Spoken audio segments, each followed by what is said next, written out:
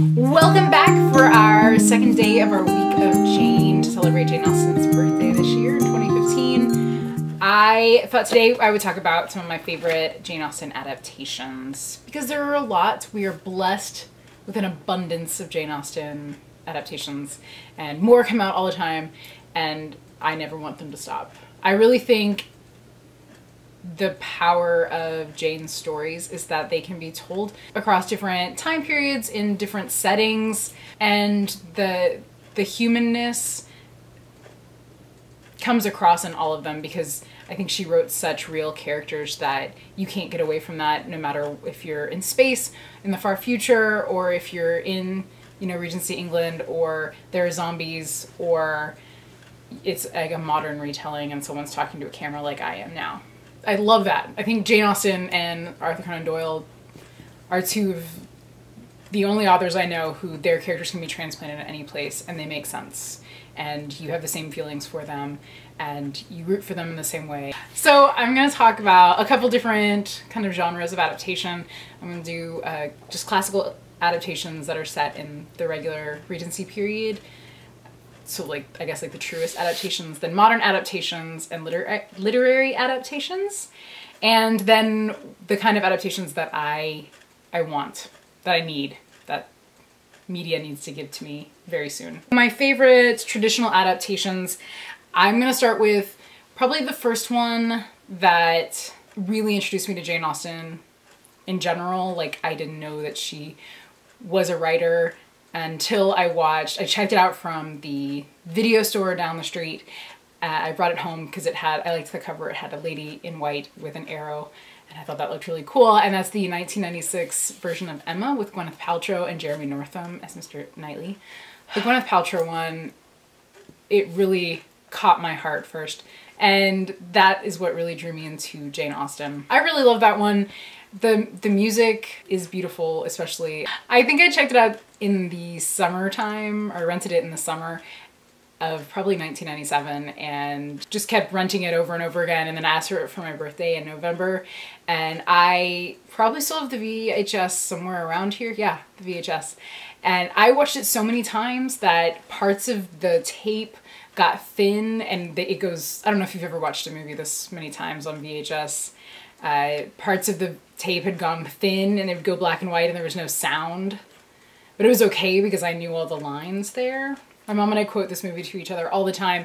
I really like the lady who plays Mrs. Elton, and there's a scene where she admonishes Jane Fairfax for walking to the post office in the rain, and she hits her hand and she says, "Jane, you're a fragile, fragile creature."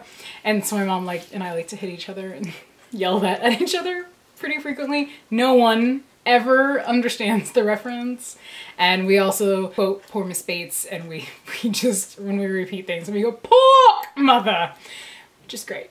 So that one's beautiful. Jeremy Northam is super swoony. Ewan McGregor's in it, and I didn't recognize him until way later because he has these crazy mutton chops and I didn't know who he was at the time. Obviously, the 1995 Pride and Prejudice, Colin Firth and Jennifer L, is perfection. It's so good. That's another movie that I quote a lot. But like really random parts, like, "Why are you winking at me, Mama?" "Wink at you, child. Why should I wink at my own daughter?" Not the parts you'd think you'd quote. So that one's perfect in all of its wet shirted glory. I really like the 2005 one. I saw in theaters with my best friend Eileen, and it was okay the first time we saw it, but the end, Mr. Darcy comes walking across the field at dawn to propose again to Lizzie, and we were very unimpressed by this because neither of us are Wuthering Heights fans, and I leaned over to Eileen during the movie and said, "That's not Mr. Darcy, that's Heathcliff." Yeah, didn't like that so much. Later on, when I had the chance to rewatch it like 4 or 5 times for a class, I began to really see its merits, and I really, really like it now. It's a good movie. But that scene, I'm just not as fan of those really, really, I guess, sentimental scenes. I like romance, but I'm not really romantic, so I like verbal wordplay. That does it for me. So when they're fighting and other scenes, I like that, but I don't know, kissing each other's hands, well, no. Fade to black, please. But now, let's talk about persuasion. 1995 and 1996 was like a golden era for Jane Austen adaptations, I think, especially traditional ones. So the 1995 Persuasion with Amanda Root and Kieran, or Ciaran Hinds, however you say his name, sorry, is my favorite because it's really true to the book in ways that I find very, very important. But also, it's true to the book in this way as well. At the beginning, Amanda Root is this tiny little creature, and she's pale, and she's like no makeup on, and her eyes look sunken, and she looks old, and you're like, oh my god, this is our heroine, like, we're gonna root for this girl, like, ugh. But just look at her, who cares?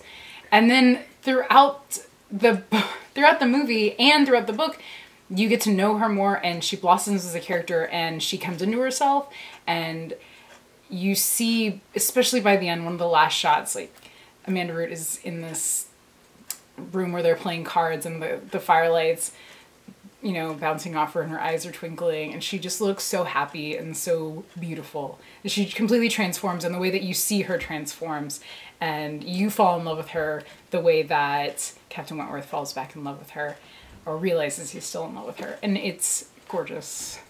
It's gorgeous. And it keeps the letter scene in there, which is very important, and is probably why the 2007 adaptation of Persuasion doesn't really make it on my list.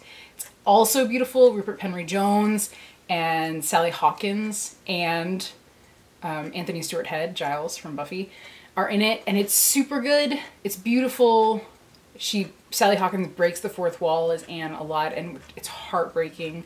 She shares her pain with you, but they take out the conversation that Anne has while Captain Wentworth is writing the letter that she has with Captain Harville that is so important to me in the book, is not in that movie. And also the end of it is another, like, drawn out too romantic scene. And it's not romantic! It is romantic. There's a kiss, but Jesus, just do it. There is some fancy camera work, and I have no need for that. Let's just say in the 1995 one, there's fire in the background. It's still really good though, you should watch both. Also in 95, we got the superb screenplay written by the amazing, incomparable Emma Thompson, and directed by the also incomparable Ang Lee, in that Sense and Sensibility, which is so good. Oh my gosh. It's not mince words, because we've got Emma Thompson, we have Alan Rickman, and Hugh Grant, yeah, and Kate Winslet. So beautiful. Ang Lee just directed the Jesus out of it. That one, oh my gosh, Hugh Laurie is in it. So good. He's so funny. In 1999, we got the Mansfield Park adaptation with Frances O'Connor and Johnny Lee Miller again. So that's it for traditional adaptations. That's most of them. Probably should dedicate a whole episode to the 1945 adaptation with Greer Garson and Sir Laurence Olivier, because it is awesome. Let's just say they used hand-me-downs from the Gone with the Wind production. On to modern adaptations. I've got a bunch of these. Obviously, the first one, because it is perfection, is Clueless, the adaptation of Emma with Alicia Silverstone. I really, really love Bride and Prejudice, which is the Bollywood remake of Pride and Prejudice, because they're singing and dancing, and beautiful people in beautiful clothes and singing and dancing. Also in Bollywood movies, you don't get to kiss, which I like kissing, but I don't know, it works really well for Jane Austen, because sometimes the kisses come across very awkward. I put it out on Twitter to see if anybody had a favorite adaptation they didn't want me to forget, and someone, I can't think of who right now, suggested Lost in Austen, and I had almost forgotten about Lost in Austen, so I was glad that I didn't, because that miniseries is hilarious.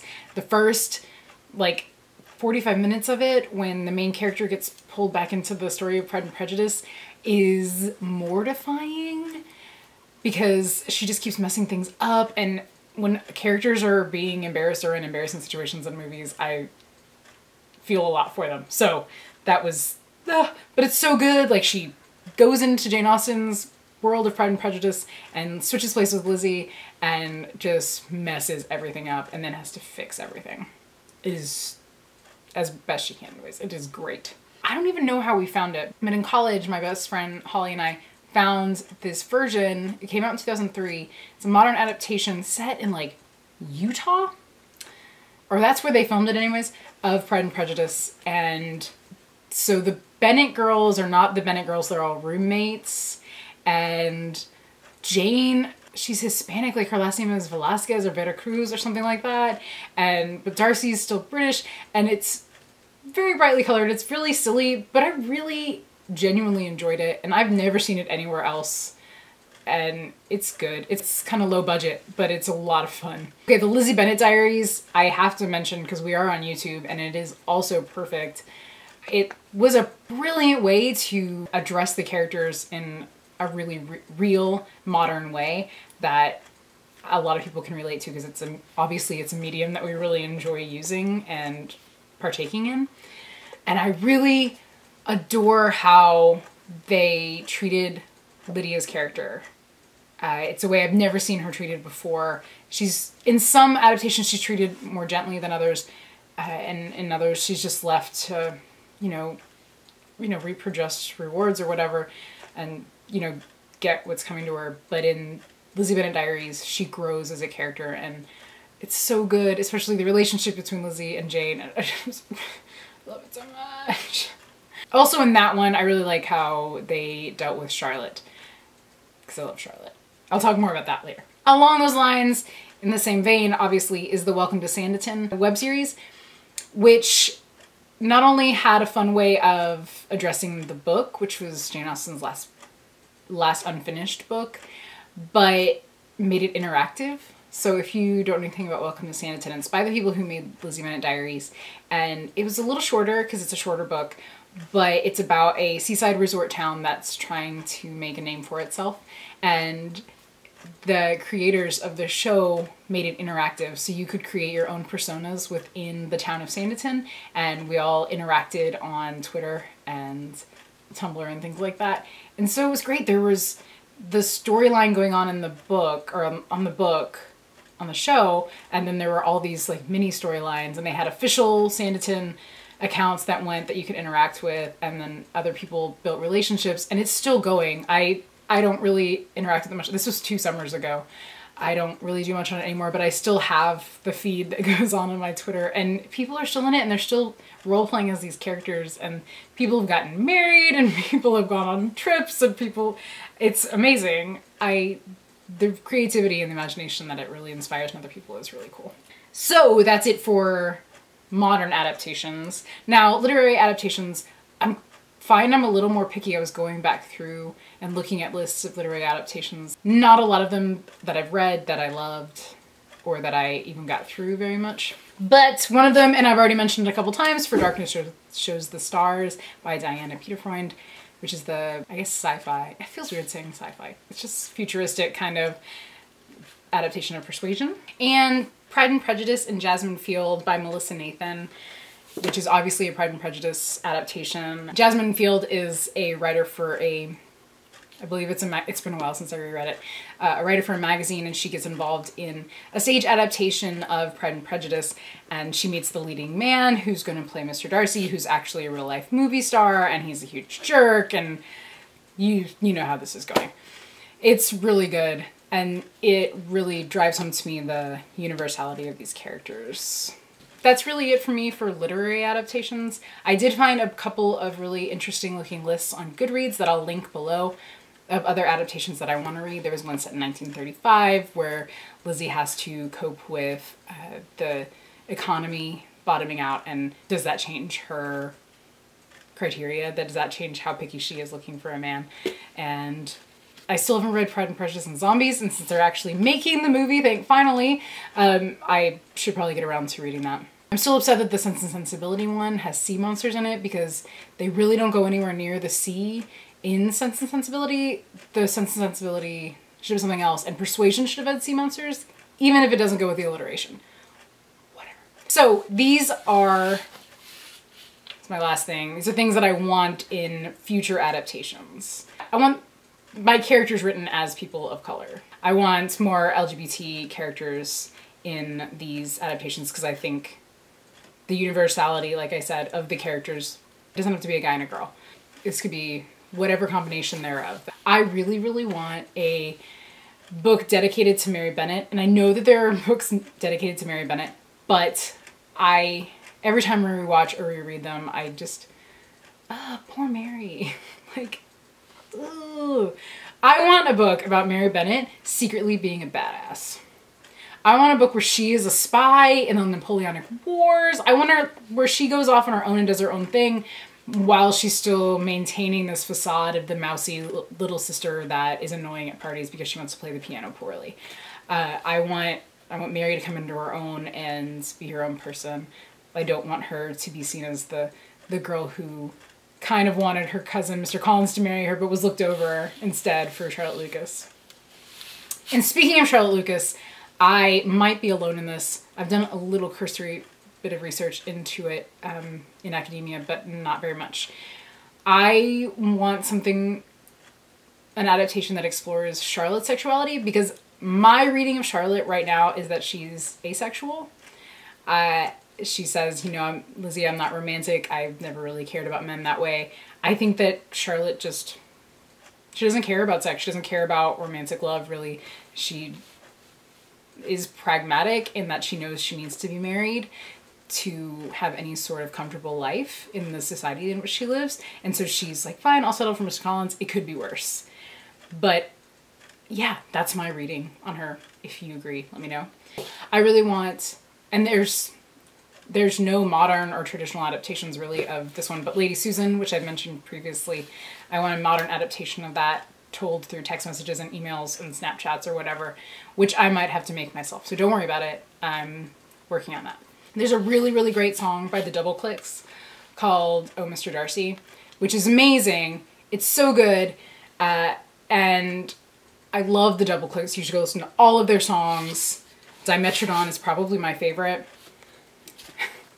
Go listen to it, you'll see why. But Oh, Mr. Darcy is also really great. I just have like a slight qualm with it. There's a line in it that says, there's a reason for the cliche that women love jerks. It just seems like such a good idea at the time. And they're talking about women falling in love with Mr. Darcy characters, which I'm not going to deny that I think a lot of women do fall for some sort of that cliche. But I think that when women do that, we miss, or anyone who's falling for like a brooding, mysterious, standoffish kind of person, I think we're falling for, or we're misunderstanding where Jane Austen was coming from in her love story between Lizzie and Mr. Darcy. Elizabeth Bennet doesn't fall in love with a standoffish, cold, but hot and rich guy. Lizzie Bennet doesn't want anything to do with that guy. Lizzie Bennet falls in love with the guy who opens up about how much he cares for his sister and how he has a temper once he is upset with somebody, it's really hard for him to get over it. She falls in love with somebody who shares his home with her aunt and uncle, even though he didn't realize they were going to be there. She falls in love with the guy who comforts her when she's upset about her sister, even though the thing that happened to her is not something, is of her own doing. And she ultimately really, really falls in love with the guy who does things to help her out of the kindness of his own heart, even though he doesn't think that he's going to get anything back out of it. Elizabeth Bennet doesn't fall in love with some hot, dark, handsome stranger because he's aloof. She falls in love with him because she gets to know him and he proves himself to her. Which I think a lot of people would argue, well, no, I have to get to know this dark, aloof stranger and I have to be with him to know this about him. But Lizzie's not with him. She's kind of ridiculing him, like staying away and kind of observing these things. There are way better ways to explain that. And even though I love that song, it kind of annoys me. Because that's not what Jane wanted us to do. That's not what Jane Austen was telling us we should go for, and that's who is the right person for us. Jane Austen wanted us to find the guy who was right for us, or the girl, or whoever, who's right for us and respected us and, I don't know, cared about us and wanted to do good things for us. And that's what I want to see in my adaptations. To bring it all back to topic, this is so out there. That could be a whole other video, just that, me talking about that. Yeah, so that's it for day 2 of A Week with Jane. I hope it wasn't too rambly, and I hope you enjoyed it, and you'll come back again tomorrow when I'm going to do a Jane Austen book tag that hopefully will not be exactly like all the other Jane Austen book tags that I've been afraid to look up because I don't want to have to change mine. So make sure you do all those nice things that you can do on YouTube. Like this video, comment below if you agree with any of my adaptations or my long rambling thoughts. If there are any adaptations you think I missed, or if you disagree with me, you can, I don't know, argue politely in the comments. And share this with other people, and don't forget to subscribe.